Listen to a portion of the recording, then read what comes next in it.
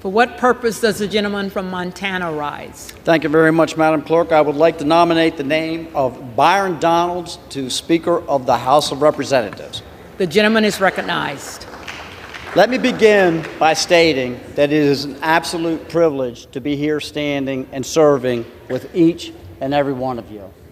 I know we have differences of opinions, and I know we have differences of agendas that we would like to pursue, but I will tell you that we all are representing the United States of America in the best fashion that I know that we truly believe in. So thank you, and it is a privilege.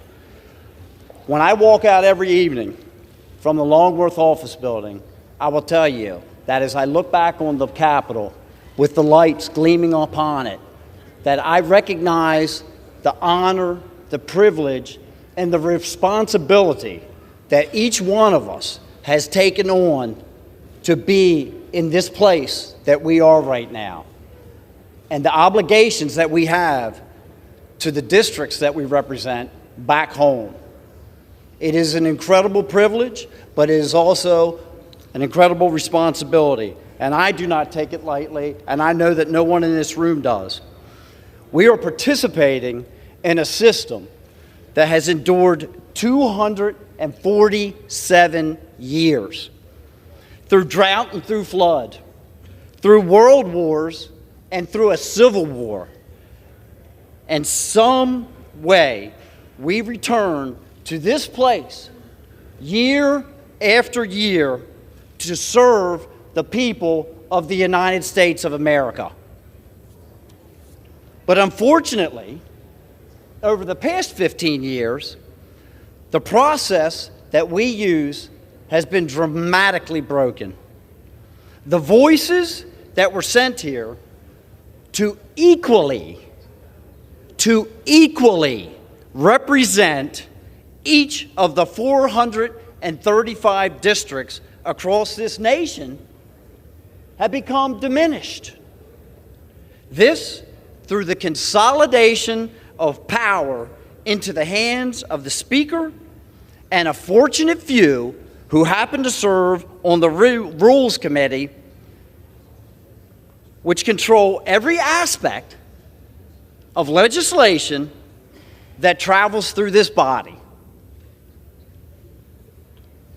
The debate and the discussion has been all but eliminated, and the balance of us are left to vote yes or no.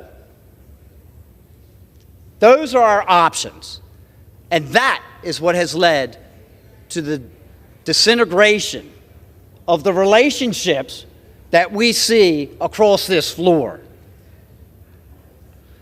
That is not equal representation, which is guaranteed by our Constitution and expected by our constituents.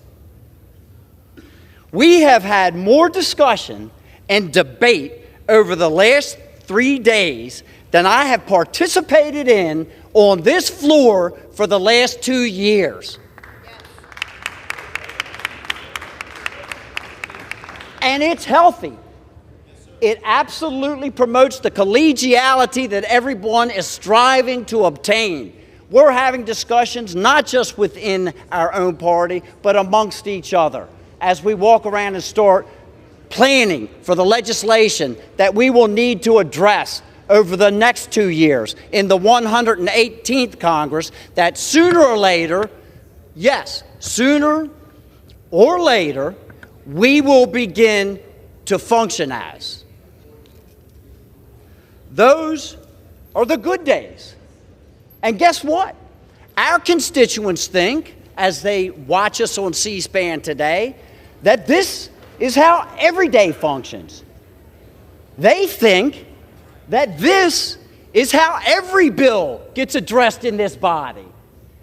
And they will be shocked to learn, the ones that you have not disclosed the little nasty secret to, that unfortunately, that's not how it works around this place. That under the current rules and under the current leadership construction, that on fly-in days, typically Monday at the beginning of the week, The leadership on both sides of the aisle negotiate a number of bills, 15 to 20 pieces of legislation that one Democrat and one Republican stand on this floor. They discuss momentarily, and then they say the magic words, without objection, we will pass this by unanimous consent.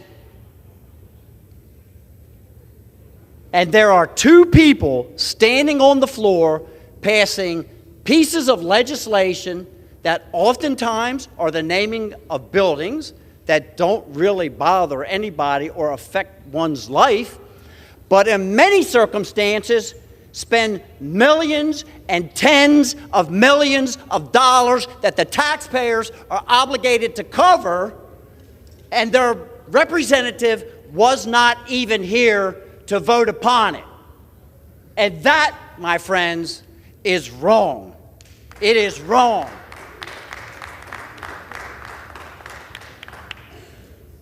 So yes, we need to have change. We need to fix this broken system. Several of us have taken it upon ourselves to fly in and object to those very bills.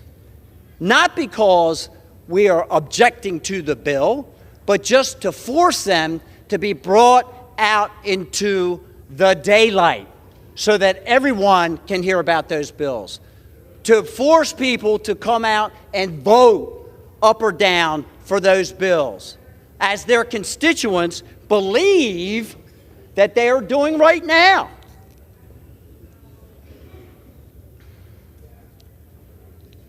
That's just one of the little secrets. And it demonstrates, again, how broken this system is.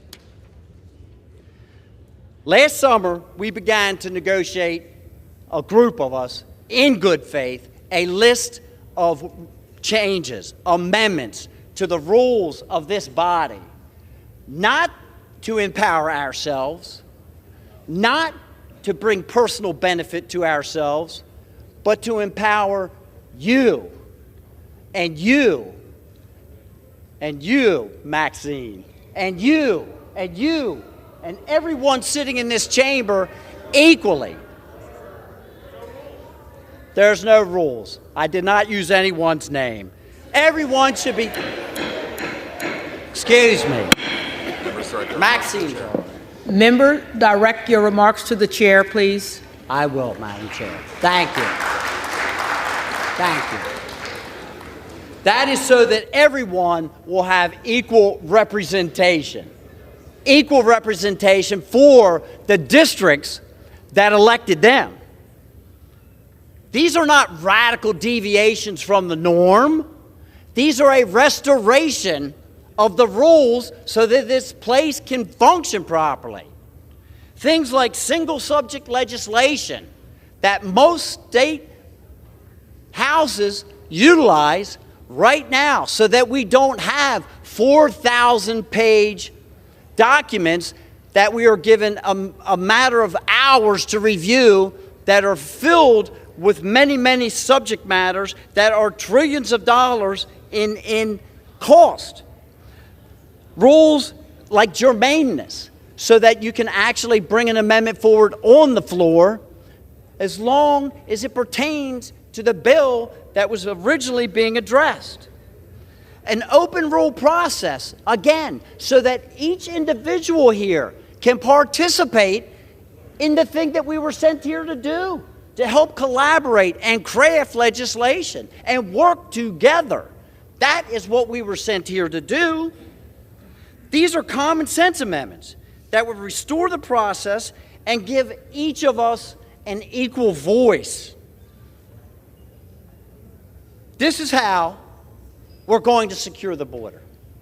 That everyone now, I do believe, has recognized that there is a problem with.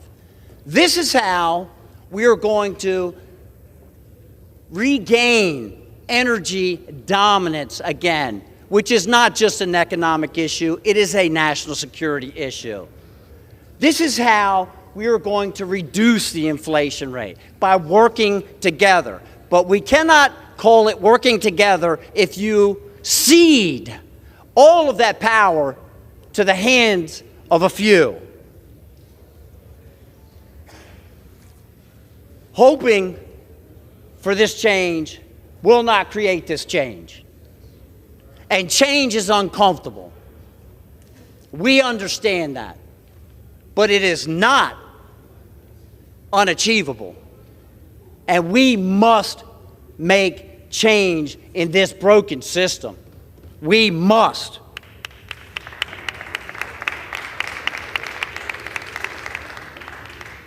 The current leadership that is in place will continue and support the use of earmarks in this body.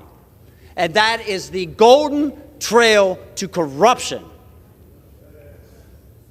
The golden trail to corruption. It is a way to buy votes and spread money around this body from places outside of this city that leads to bad legislation and bad decisions. The current leadership, I was told, I should not be so concerned with these suspension bills that get passed every week, because now they have made an amendment. We keep hearing about these amendments and the concessions that were made. The concession was that they will not ask for anything to be suspended that costs more than $100 million. Now, I don't know about the neighborhoods that you live in, but the neighborhood that I live in, $100 million is a lot of money. And my constituents expect me to vote upon $100 million bills and $80 million bills and $10 million bills so that they know what in the world is in them and what is going on. And they do not expect them to be passed by unanimous consent with no one on the floor. I made a living developing property. And as many of you probably know, it takes a while to take a piece of ground from bare earth to a community. And my mother, God rest her soul, came out to one of my projects. And I had just opened it up. And it had been 2 years since the time I had bought the property. And by the time we went out, I had a nice entrance built, and the streets were built, and the street lights were there, and they were just starting to build homes. And she said, "My goodness, Matthew, you must really, really be pleased to finally see your project coming up out of the ground." And I said, "No, Mom, actually, I'm pleased that everyone else can see it, because I sold it 2 years ago when I first walked out there."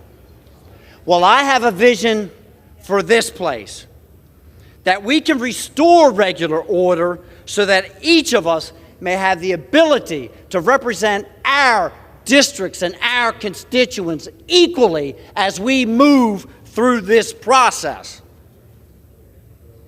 And then again, at that time, we will be able to call it truly the people's house again. I have been here just 2 years, and I have watched Byron Donalds during that time and previously as he proudly served in the Florida legislature. And I can tell you this, he's a man of intellect, he is a man of integrity, and he is a man that I am proud to nominate as the next Speaker of the House of Representatives.